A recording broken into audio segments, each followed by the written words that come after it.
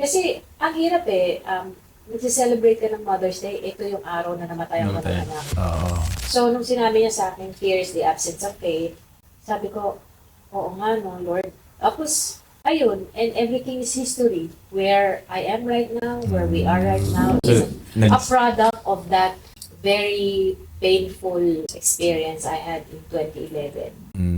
So, for the longest time, nagtiis yung mga anak ko na hindi ako nag-celebrate ng Mother's Day. Parang hindi kayo yung kayo, parang ganun. I would hibernate sa bahay na.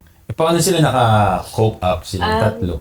Nakasanayan na lang nila. Oo, parang Oo. ang hirap magpalaki ng nanay. Parang, Parang gano'n. Ah, Pero ah. until one time, nung sinabi sa akin ni Alec na, we still have us, mom.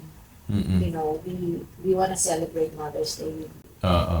So, yun, unti-unti. Kasi, ang hirap nagse-celebrate ka ng Mother's Day, ito yung araw na namatay ang mga anak. Oo. So, yun yung Mother's Day, tapos yun din yung time na nanganak ka, hindi yung time na namatay. Parang Oo. daming ano.